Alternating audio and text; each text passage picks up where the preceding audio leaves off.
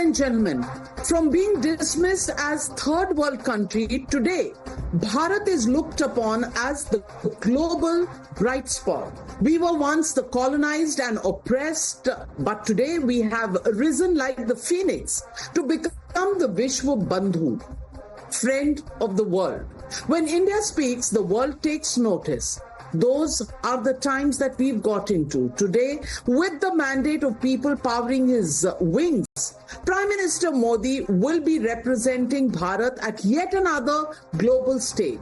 He is headed to Italy as a special invitee for the G7 summit, something that India has done in the past, but this time, right after the mandate has come to him for a third record time, this particular trip holds a special significance. This is India's 11th participation in the G7 summit and Prime Minister Modi's 5th consecutive participation. It's also significant that this marks the first foreign trip by the Prime Minister in his third term. From security to maritime defense, from Ukraine to Gaza wars, India will be deliberating on resolving conflict via diplomacy. After all, Modi diplomacy has been the cornerstone of Badhta Bharat over the last decade. Not only has Prime Minister Modi been elected for the third time in India, he is also the world's most popular leader.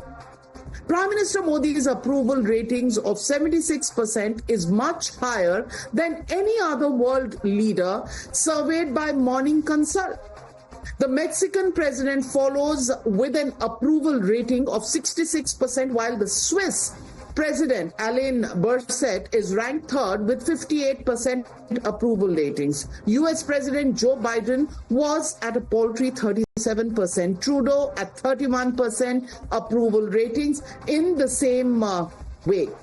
But ladies and gentlemen, at this moment, politics back home is clearly something that is occupying Indian political parties back home. While there is, of course, the Congress party that wants to call the Prime Minister one-third of a Prime Minister, the fact of the matter is, they say, and this is the tweet put out by Jairam Ramesh, General Secretary and Head of the Media Department, who says that the Prime Minister is going abroad to try and give uplift to his diminishing image at home. Listen in to what the Congress had to say, not just Jairam Ramesh, but also Gaurav Gogoi, who is somebody who actually said that India should be, and the Prime Minister should be attacked in Italy while he is there for the G7 summit for not having a single Muslim minister in his cabinet. Listen in.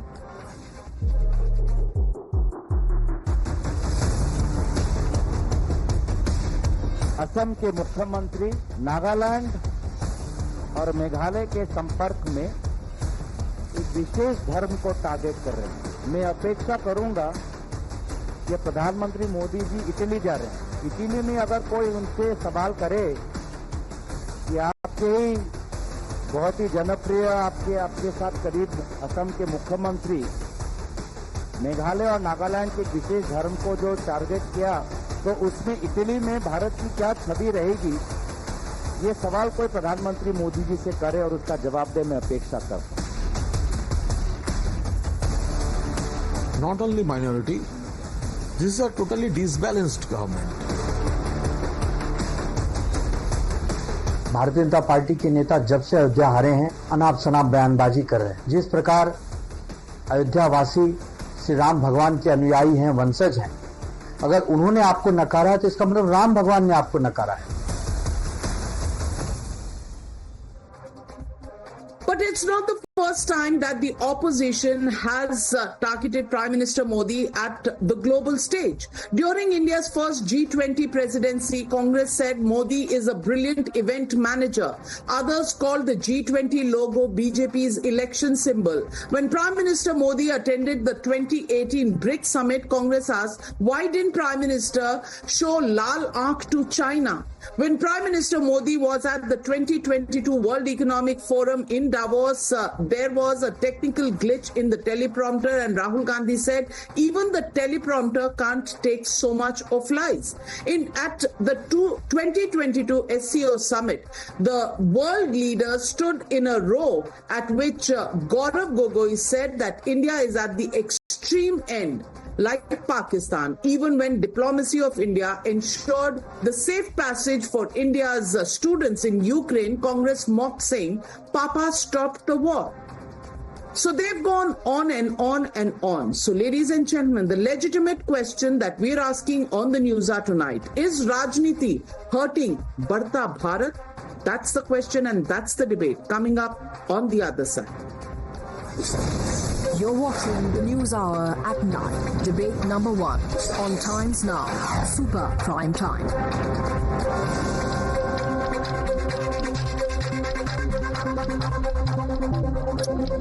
And joining the debate tonight, Sudhanshu Trivedi, Rajya Sabha Member of Parliament, also National Spokesperson of the BJP. Joining me this evening, Anand Ranganathan, author, scientist, political commentator, Suhail Sen, marketing guru, columnist. Also joining me, Tanveer Ahmed, political analyst.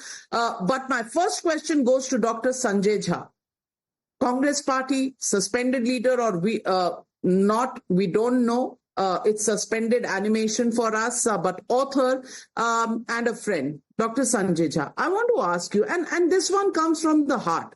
The Congress party has every right to ask questions of the Prime Minister. The Congress party has every right to criticize the Prime Minister. But when the Prime Minister is going abroad to represent India, and it's not the first time that India is being represented at the G7 summit. 2003 is the first time, 21 years it's been going on. But the fact of the matter is that calling him 1/3 of a prime minister and calling him somebody who's going there to the G7 forum only to, increase his diminished psyche here, his diminished aura here. Is that really required by the Congress party? Aren't you sounding more and more like sore losers when you use such a language for the Prime Minister who's representing not me, not you, but the entire 140 crore people of India? Navika, good evening. Navika, I think the mistake we very often make when there is criticism of the government or the Prime Minister is to manufacture a binary as if the Prime Minister's utterances in India need to be looked differently. And we make this extremely ridiculous assumption that the same is not being heard outside. This program on which all of us are sitting here together is probably being watched by many NRIs and even foreigners all over the world. So when Mr. Modi makes hate speeches during an election campaign, blatantly targeting India's minorities, targeting Muslims in particular, I mean, the truth is everybody's hearing it. So, I don't think we should fall into the trap that the BJP lays very assiduously, that, when somebody goes abroad, please don't say anything. It's as if the people abroad, whether it's New York, London, Italy, or San Francisco, or Japan, as if the media and the politicians and the leaders don't get a dossier every day on what's going on in different parts of the country. I mean, end of day, every leader knows how an Indian election was fought. And that is the point I think that Jairam Ramesh has been making, that you have made hate speeches in India which have been extremely crude and polarizing. I don't think anybody can deny that. Even my good friend Sudhanshu ji will know that the Election Commission issued a notice, may not have gone to Mr. Modi directly because they were too scared to do that, but they did send it to the BJP president. And that to me was an unprecedented event by itself, Navika, because no prime minister in our history had ever been accused of making provocative, disturbing, and very, shall we say, dystopian speeches that could have created an element of fear in many people across the country. And that is the reason why we need to worry. And may I remind everybody who's watching your show that Mr. Modi represents India. I don't think anybody's denying that. I may be a critic of Mr. Modi, and it's a known fact I am. I don't appreciate his politics, but he's the Prime Minister, and we all acknowledge that. But the Prime Minister also needs to know that august office comes with a responsibility. I mean, the viewers of your program, all the eminent panelists on your show have a right to expect a certain decorum from the Prime Minister. And because he has been so brutal in the way he's campaigned and the way his party has been over the last 10 years, I want to bring one point before I wrap up, Navika. I thought Mr. Modi making a speech in Bihar, where I come from, where he literally said that Tejasvi Yadav ke arrest ka countdown shuru ho gaya hai, was authoritarian. It was intimidating. And I'm sure Sudhanshu ji, even if he defends it, does not in his heart agree with it. So the issues are authoritarianism, sectarianism, strongman image, but at what cost? Please win an election, but do it fair and square. I'm glad, Sanjay Jha, you said that he's our Prime Minister, because that's not what Jairam Ramesh says. He calls him a one-third Prime Minister. And Dr. Sudhanshu Trivedi, everybody watches and hears what is happening in India, so there is no need for anybody to maintain any civility, because सबको सब कुछ पता है. लेकिन हमें जो बचपन में सिखाया गया था, we were told that when you're at home, you speak in a certain way, but when you go out and when there are outsiders, then you should watch the way you speak, you should watch the language you use. But that, of course, does not apply to the Congress party. They want to speak as they do at home.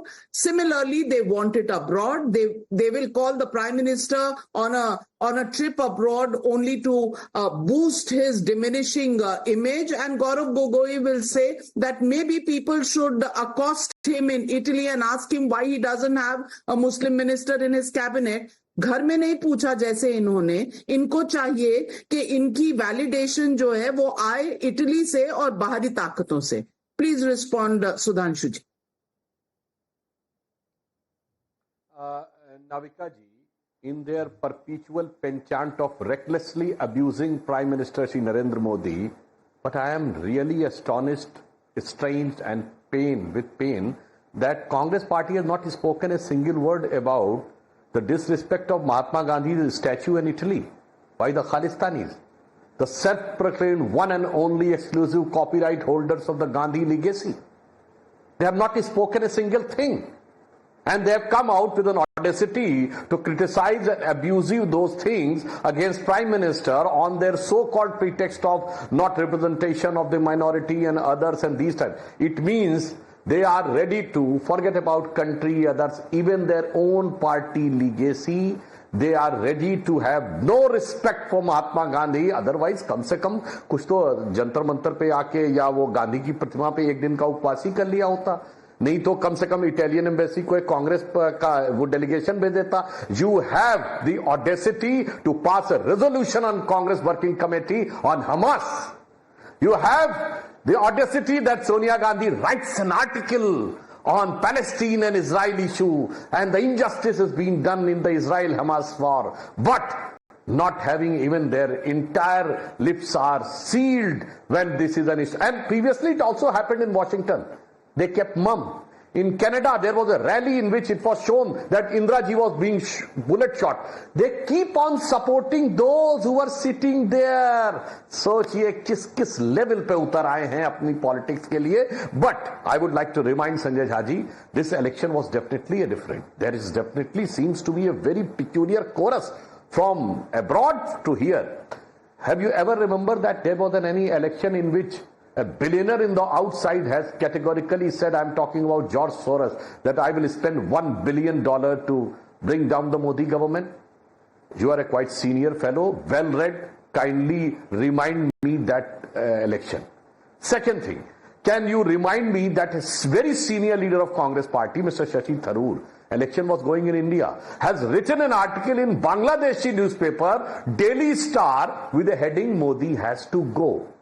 Third, can you ever remind that a minister, senior minister level person of the ex-Pakistani government has not just given a statement, 2 and 3 tweets praising, and what the word he has used, BJP की सरकार जानी चाहिए, मोदी हटना चाहिए, फिर जो मर्जी हो कर लेंगे. In verbatim in letter and spirit exactly what the opposition was saying. And as far as the representation of Muslim is concerned, I would like to say that the Minority Affairs Ministry has been given to Mr. Kiran Rijiju, who is a Buddhist. Can you quote a single instance in your entire stay in power of 60 years and 50 years of the unbridled clear majority power in which you have given the Minority Commission chairman or the Minority Ministry to any Sikh, Christian, Buddhist, Parsi, or the Jews? Can you tell me? And that's how, and on the pretext of the Muslim representation, out of 542 seats, as per 20% representation, kindly send me the name of 110 Muslim MPs. Kindly send me that biggest state, UP, out of 80. Have you given 16? And in Maharashtra, not even a single. Out of 48, not even a single Muslim was given ticket. And now you have become holier than thou for the Muslims. Yes, we have given Muslims without any discrimination what was the requirement, but you are just for those who are always with the hardliner, who are always with the terrorist activities and with the criminal activities. One line I will say, हम अच्छे और सच्चे मुसलमान का साथ देते हैं जैसे doctor APJ Abdul Kalam, and I challenge you, आज the governor of Kerala, Arif Mohammad Khan sahab के साथ इस्लामिक मामलों में कोई पॉलिटिशियन बहस करके दिखा दे, मैं उलेमा की बात नहीं कर रहा हूं, उनसे ज्यादा अगर आलिम फाजिल हो तो मैं जो कहिए मैं माफी मांगने को तैयार हूंगा। तो हमारे पास ऐसे अच्छे और सच्चे आपके लिए अपराधी और आतंकवादी। संजय झा, काउंटर। या short response.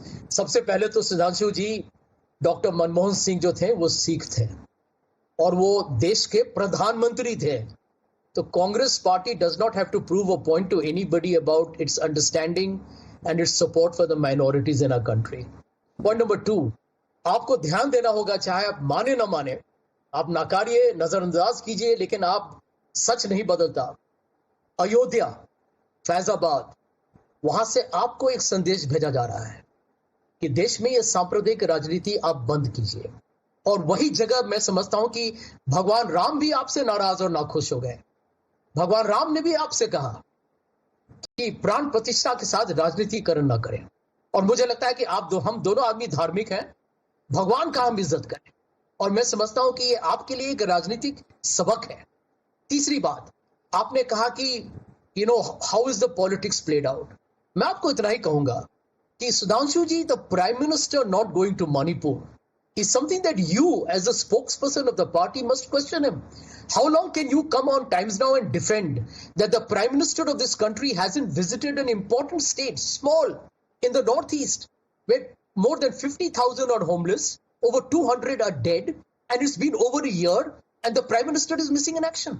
I mean, how can we be so tolerant of this? Okay, is beyond me. Sudhanshu Trivedi is responding. I was expecting that Sanjay Jha ji will give a rebuttal of what I am saying. And he has not even referred anything which I have said. I have spoken in response to what. Suddenly he has shifted from Italy to Manipur. I can respond on Manipur, just one thing. You have shut down one complete session on the pretext of 267, and when the issue of National Capital Territory issue, you have removed the 267 barrier. 267 for the viewers I will cite. They said that they will not allow the parliament to function because they want to have a discussion on Manipur. Stop all the functioning of the parliament.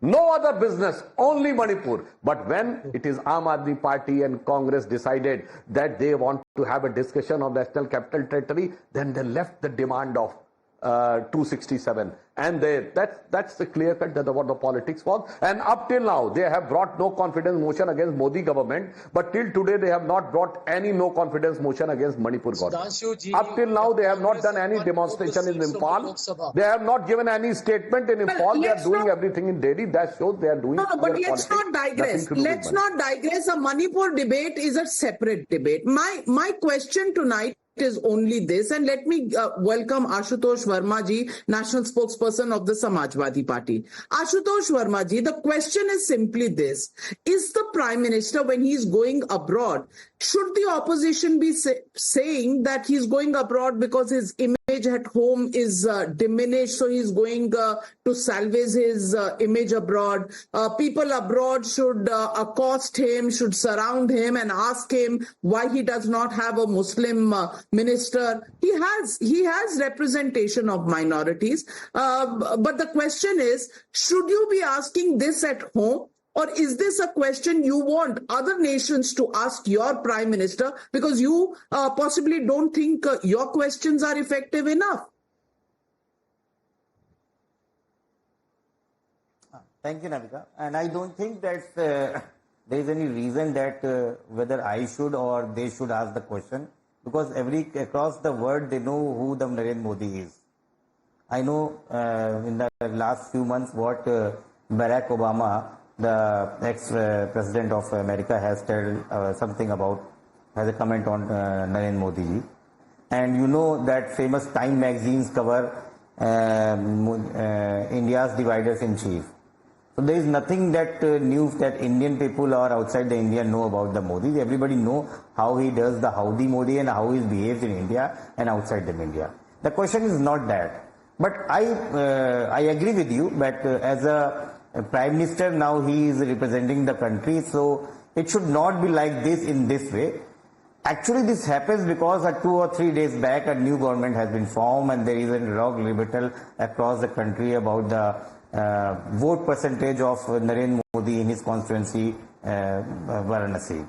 Because this is the first time ever in the history of India that such a low margin has ever any Prime Minister has gained. 1.5 lakhs is the lowest margin any Prime Minister has ever gained in his parliamentary constituency.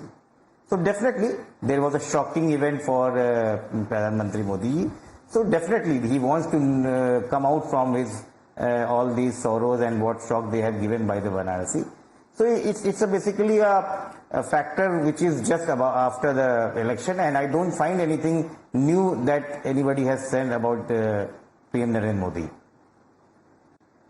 Anand Ranganathan, 240 swearing in ceremony, yet the opposition is trying to project that Modi has lost this election.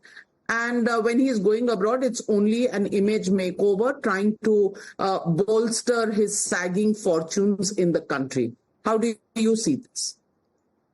Of all the times, good evening, Navika, of all the times Dr. Manmohan Singh went abroad, we never heard a murmur or a chirp that Congress party garnered only 145 seats out of 543.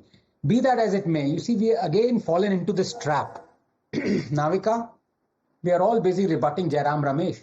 But you know, credence is given to any man's utterances only after knowing his antecedents.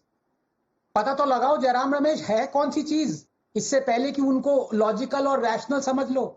Over the last 10 years, we've seen these claimants for what they are, industrial scale liars and hypocrites. Honestly, if you believe in Jairam Ramesh, then you are one who rubs his nails every morning to cure baldness.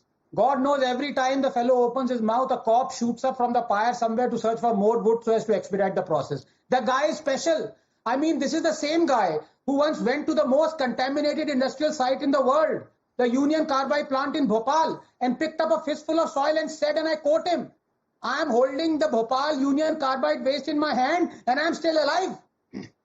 He's the same guy who thought if he could keep on repeating the lie that Ambani was given 30,000 crores and all the Rafale offsets, he would still be able to hide the fact that Ambani was only given 850 crores and that the offsets were distributed among 72 companies, hell included. And recently, this male au pair of Rahul Gandhi was denigrating Adani Enterprises, wasn't he? And crying Adani was steeped in corruption, without disclosing that erstwhile Congress-ruled states like Chhattisgarh and Rajasthan were still invested heavily in Adani to the tune of 85,000 crores. He is the guy who criticized Modi for constructing a new parliament building when he was the one who demanded that a new parliament building be constructed. He is the guy who said electoral bonds are the biggest scam and then refused to answer why the Congress garnered 2,000 crores through them. He is the guy who criticized Modi for bringing in the 3 farm laws when he was the one who was in the committee for making the Congress 2019 manifesto that promised these very 3 farm laws.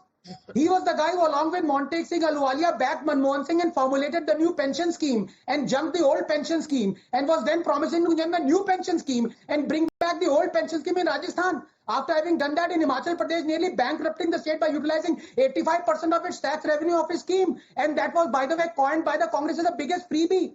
Hypocrisy runs in his veins, but thankfully it is hypocrisy and not something worse. Considering his disheveled, Botox, gone wrong, Manishankar Iyer look gives the impression that he is returning from here. Navika, let me conjure up an image for you. Just 10 seconds. Rahul is driving an auto that's run out of fuel and is being pushed by the outstretched leg of Jairam Ramesh, who is in his own auto, whose engine has heated up so much, he's sitting on the edge of the driver's seat, making it appear that a ghost is driving the auto. Who the ghost might be, I leave it to you to decide.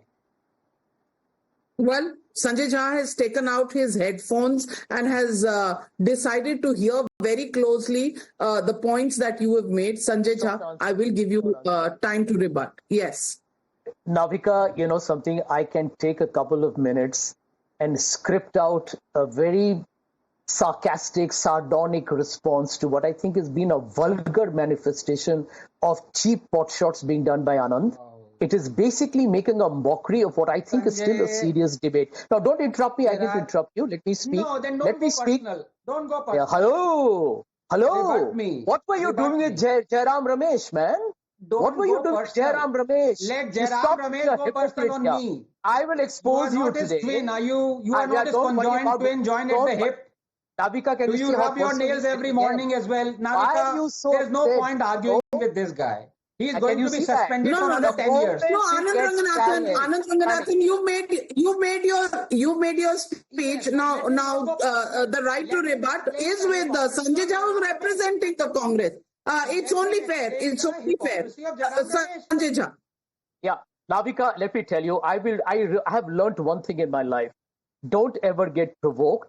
And just because somebody else's level is abysmal and scraping the bottom of the barrel, don't reduce to that pathetic standard. That is my response to you, Anand Ranganathan. By the way, let me tell you, whatever you have said can be replied in a million ways by me on this program right now or on Twitter later. But you know what? I will tell you what. But no, hang on. Listen to me. Listen to me. Do not interrupt me. I'm wrapping up in 15 seconds.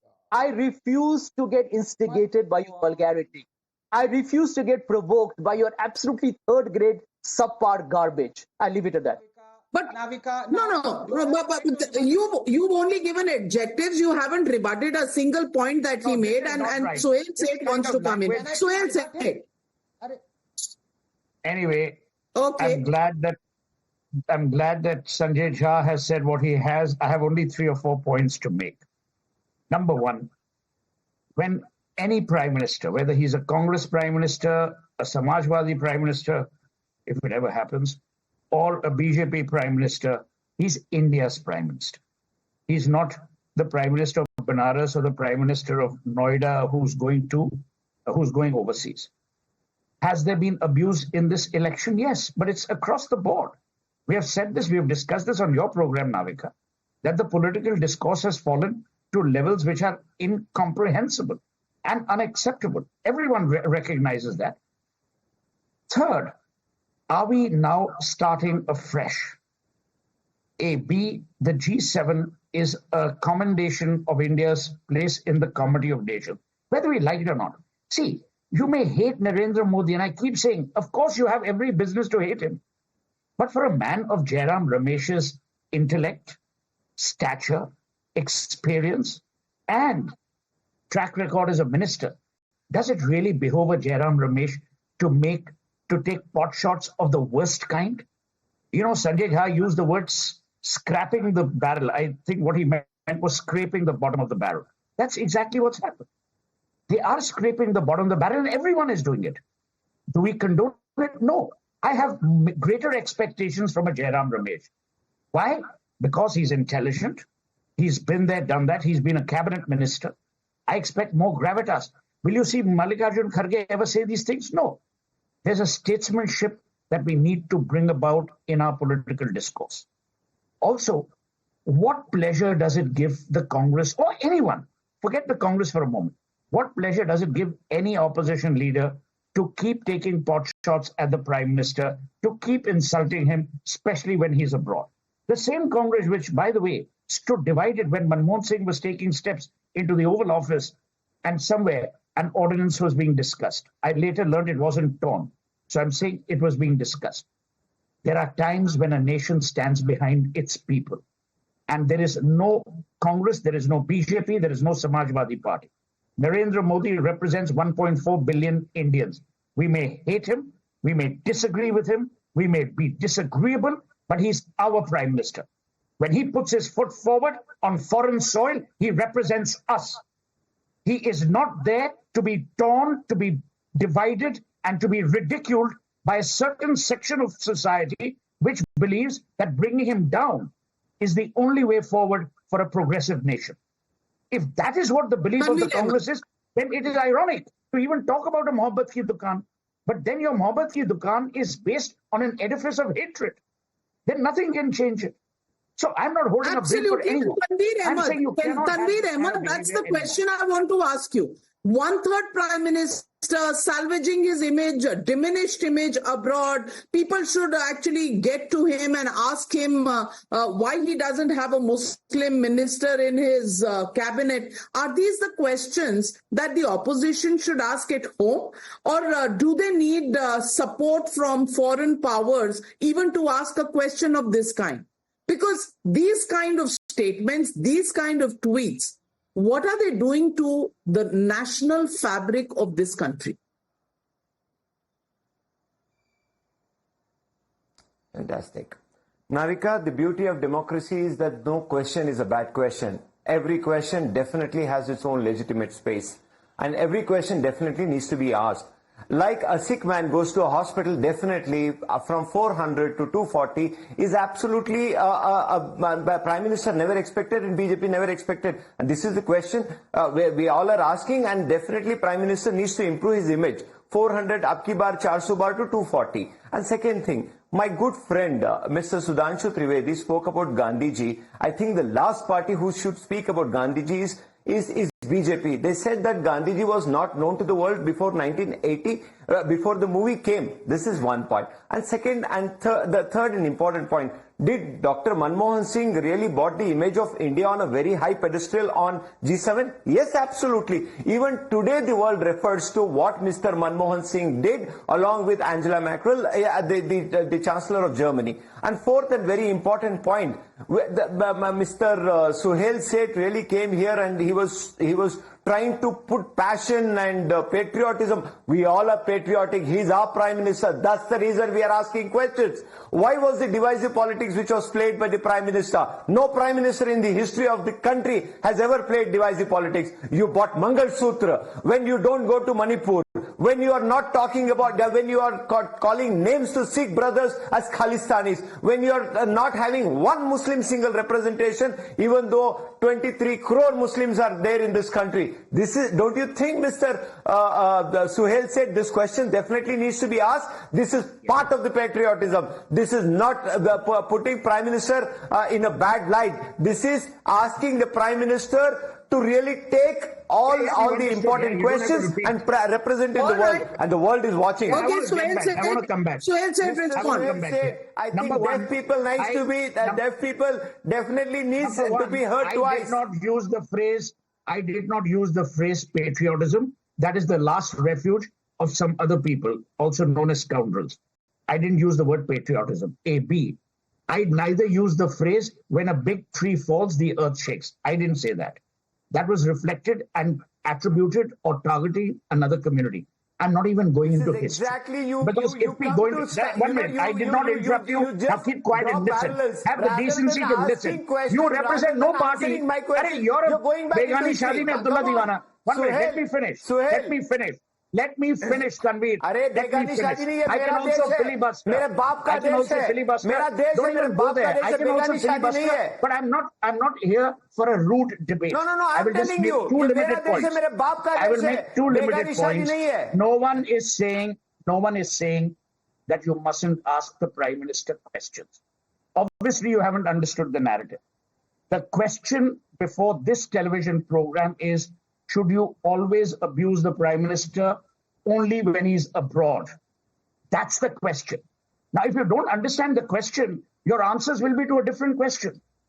We are very, very clear. Please ask the Prime Minister every goddamn question you want. That's the point. But that's not asking the point. A question. And Sudhanshu Trivedi, you know, I'm running out of time, Sohail said, but Sudhanshu Trivedi, last question to you. Yes, the numbers have gone down from 303 to 240 for the BJP, for Prime Minister Narendra Modi. But the fact is, the pre-poll alliance has won the elections and has been sworn in. Now, once a government is in place and once the Prime Minister is going abroad, why is the opposition still in denial?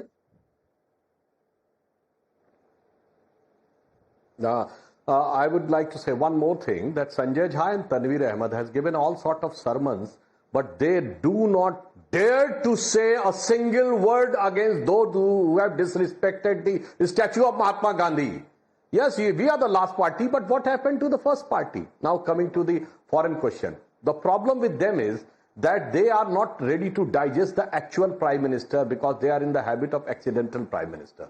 Forget about BJP's Prime Minister. They never gave respect to the Prime Ministers of Congress party who are not from the first family.